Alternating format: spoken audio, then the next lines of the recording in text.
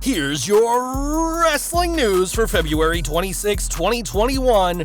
And your headlines for today include Brock Lesnar expected for a huge WWE WrestleMania match. Jon Moxley warns everybody about barbed wire deathmatch. WWE's excuse for the network's lack of growth is hilarious. Wrestler passed away due to undiagnosed medical condition. An update on what Zelina Vega has been doing these days.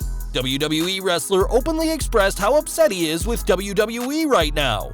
Vince McMahon fired former WWE champion due to backstage complaints.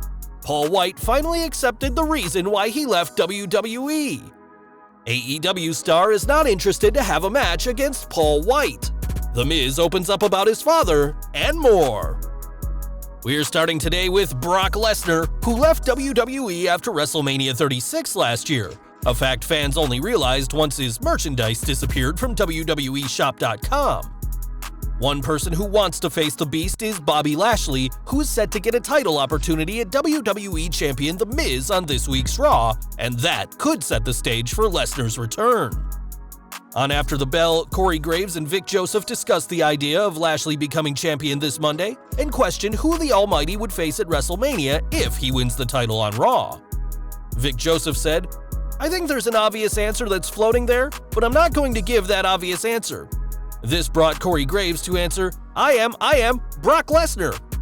Part of why Lashley returned in 2018 was to face Lesnar, but that's a match that WWE hasn't made happen yet.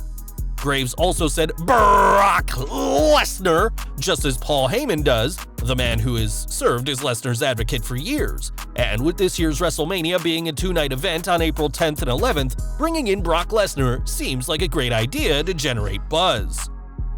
Over to AEW next, as Jon Moxley will face AEW World Champion Kenny Omega next Sunday in an exploding barbed wire deathmatch, and he knows about the violent past of this stipulation. Speaking to Inside the Ropes about what to expect from his match at Revolution, Moxley said parents might want to put the kids to bed before the show. It's the good thing about AEW. We've got a little something for everybody, but there's really no way to sugarcoat an exploding barbed wire deathmatch, you know? So if you don't want to see it, then don't watch. If you think your kid is going to be a little too young to watch it, a little bit too violent for them, don't watch it. Moxley added that this is the kind of danger that wrestling has been missing, explaining, "I think it's something wrestling has been missing in the last several years, or maybe a decade or more, or whatever. It's the element of actual danger.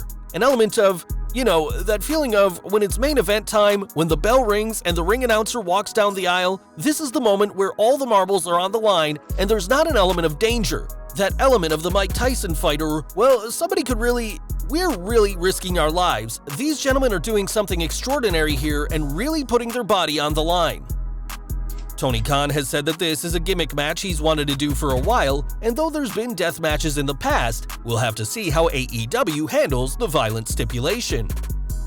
With Elimination Chamber 2021 not going as Cesaro had planned, the Swiss Cyborg's attention is now looking ahead to April and WrestleMania 37.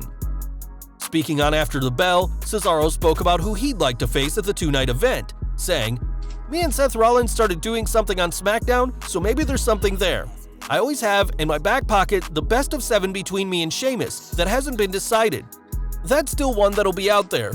For example, Big E for the Intercontinental title."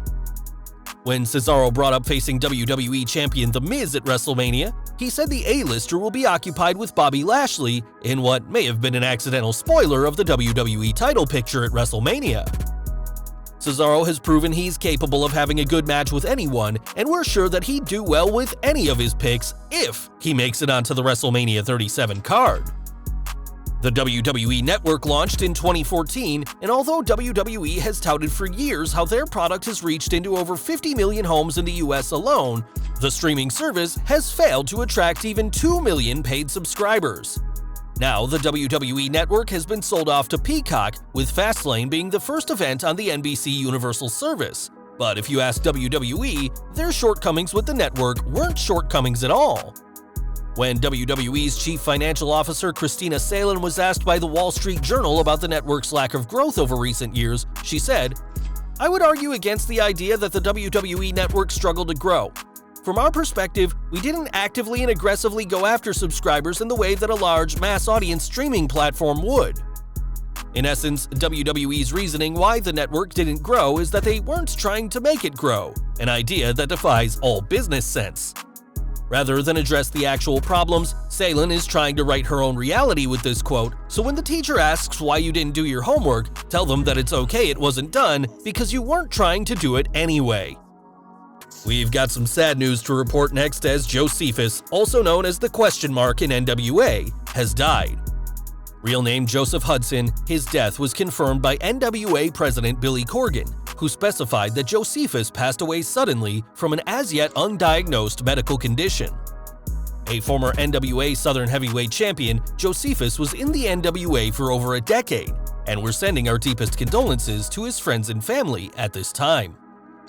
After showing her support for unionization last year, Zelina Vega was unceremoniously fired from WWE, and now the former superstar has shown off a brand new look.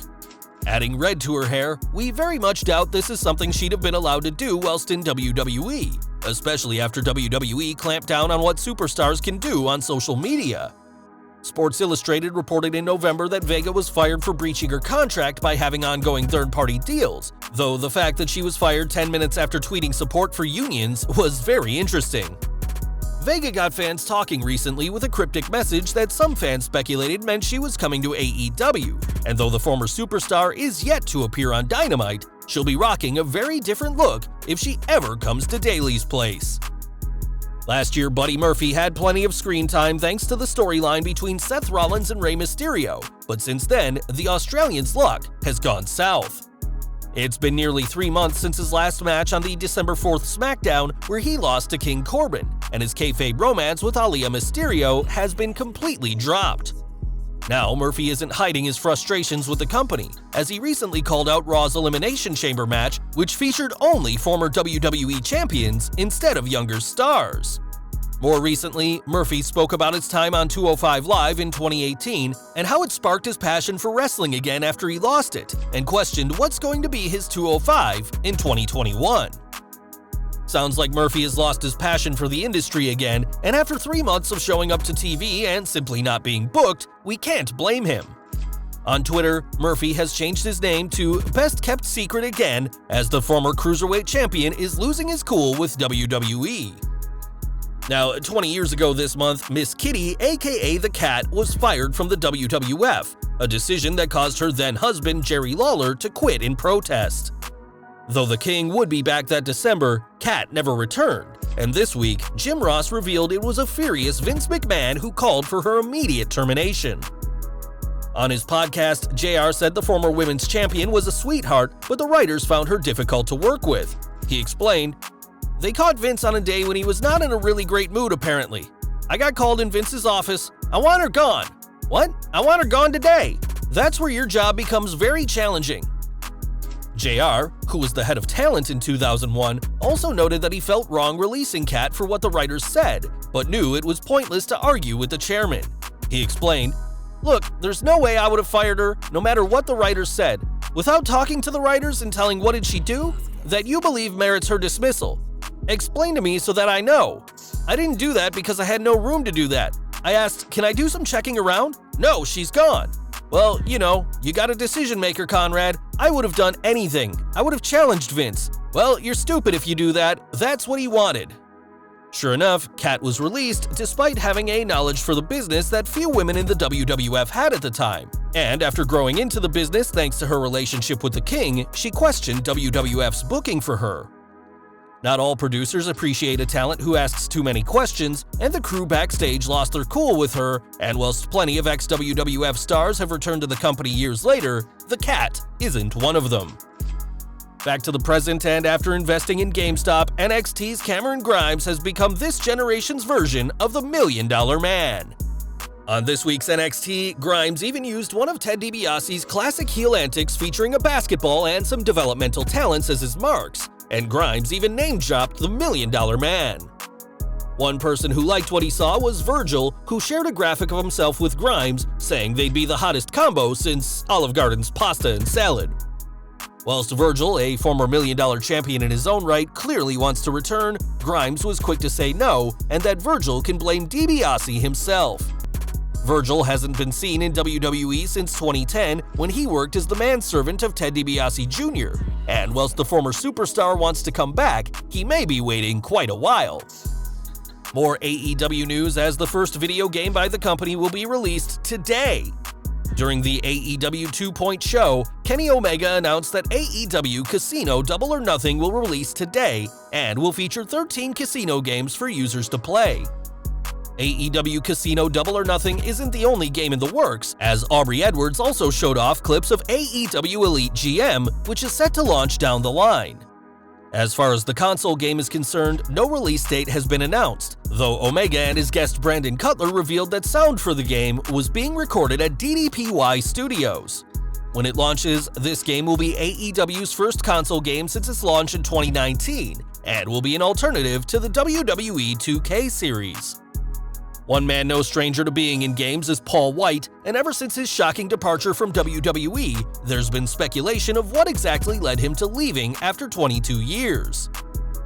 It seems that one Twitter user has got things right, as they speculated that Vince made an offer and that Wight wanted more than was being offered, and we're not just talking money.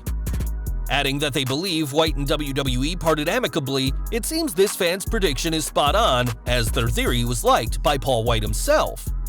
It seems that this is exactly how things happened, and though we don't know what exactly happened, we know that Wight wasn't happy with his final WWE appearance at Raw Legends Night. There's a lot happening behind the scenes, as WWE superstars weren't aware that the former world champion was leaving, and Wight felt that there was something else for him that wasn't being offered 22 years after his debut. After AEW confirmed the signing of Paul Wight, it was also confirmed that the former WWE champion will wrestle for the company. There's plenty of names that Wight could face in AEW, but MJF won't be one of them, according to the Inner Circle member himself. When Impact's Brian Myers said that his dream match is MJF vs. Wight, Friedman made it clear that he doesn't want to face the former Big Show with a gif of Homer Simpson. MJF's refusal to face Wight may all be part of Wight's first storyline in AEW, but for now, MJF is refusing to face the former WWE World Champion. Speaking of WWE departures, EC3 was released last year, and after a brief return to Impact, has made Ring of Honor his home. This news was confirmed by ROH themselves, who described the former Impact World Champion as wrestling's hottest free agent, and mentioned his unannounced return on last weekend's episode of ROH, where he confronted Jay Briscoe. EC3 last wrestled for ROH on November 20th, 2020, where he defeated Briscoe by disqualification. And with Ring of Honor continuing to stack the roster in 2021, the former world champion will bring a lot to the table. And we're ending today with The Miz, who's in the midst of his second WWE Championship reign, but there's one moment from the A-lister's career he doesn't want to repeat. Speaking on Renee Paquette's Oral Sessions podcast, Miz spoke about his WrestleMania 35 match against Shane McMahon, a match best remembered for his father getting in the ring. He explained, "He's only been in the ring once in his life, and it might have been the worst thing that's ever happened to me. I said, Dad, if you get in the ring, just put up your hands and fight him." And the way he put up his hands, it became like a meme because it was like a 1940s boxer or fighter, like, put him up, put him up. It broke the internet. It was like the #1 talked about thing at that WrestleMania. Mr. Miz even got a t-shirt out of his WrestleMania cameo, and whilst Miz plans on walking into WrestleMania 37 as WWE Champion, he's hoping to do it without his dad there next to him. Well guys, that's our news for today. Please share your comments below. Also hit the like button, subscribe to our channel, and hit the bell icon to receive all notifications. And as always, thanks for watching.